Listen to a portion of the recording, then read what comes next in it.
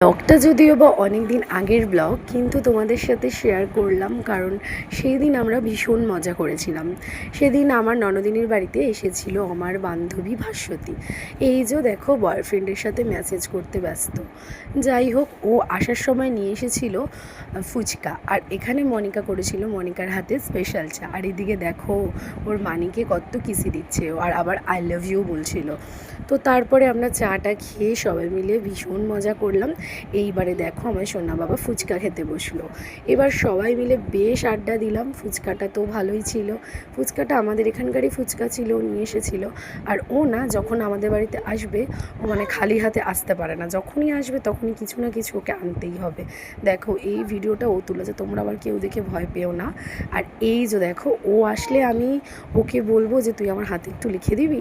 আগে যখন কলেজ স্কুলে পড়তাম, ওর সাথে পড়তে যেতাম, তখন ওকে আমি বলতাম। আমার না এই জিনিসটা ভীষণ আরাম লাগে, ঘুম পায়, তাই ওকে বলতাম তুই আমার হাতে একটু এঁকে দিবি।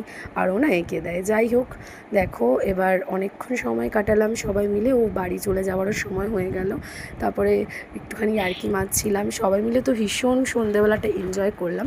আর যেহেতু একটু বৃষ্টির ওয়েদার ছিল, এদিকে দেখো কত বড় শামুক। তো তারপরে আমারও বাড়ি যাওয়ার সময় হয়ে গেল। আর এদিকে দেখো, আর তখন না খেলা চলছিল। আর এটা হচ্ছে ভোলাদা, আমাদের পাড়ার ভোলাদা। ভোলাদা এই যে আর্জেন্টিনার পতাকাটা আমার সোনা বাবার গায়ে মুড়িয়ে দিয়েছিল। দেখো, আর ভোলাদাকে আমি বলছিলাম তোমাকে কিন্তু ভাইরাল করে দেবো। আর এই ভোলাদা আমার ব্লগ দেখে, রিলস দেখে, আমাকে সাপোর্টও করে। তো তারপরে রাত্রেবেলা বাড়ি এসেছিলাম, মা তো রান্না করেই রেখেছিল রাত্রের।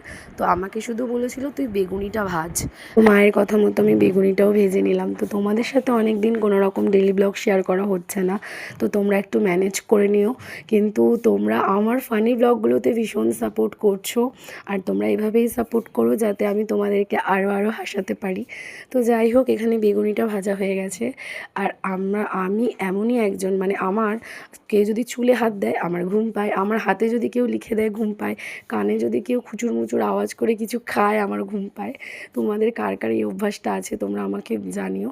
তাই জন্য আমার ননদিনী আমাকে না মাথায় হেয়ার অয়েল ম্যাসাজ করে দিয়েছিলো আজকে। তো দেখো, আর চুলটাও বেঁধে দিয়েছিল। আর এই দিকে দেখো, আমার হাত পুড়ে যাক, কিন্তু রান্না করতে করতে গ্যাস নোংরা হলে চলবে না। যাই হোক, সবাই মিলে রাতে ডিনারটা সেরে ফেললাম। আজকে রাতে খেয়েছিলাম ভাত আমিও, যেহেতু আজকে ধোকার তরকারি ছিল আর বেগুনি ভেজেছিল, তাই আজকে আর রুটি বা ডালিয়া কিছু খেতে ইচ্ছে করলো না, বা বানাতেও ইচ্ছা করলো না। সবসময় কি ভালো লাগে, মাঝে সাঝে তো বাঙালি বলো বন্ধুরা, একটু ভাতও তো খেতে ইচ্ছা করে। তো চলো, আজকের ব্লগটা এখানেই শেষ করছি। টাটা, বাই, ভালো থেকো সবাই।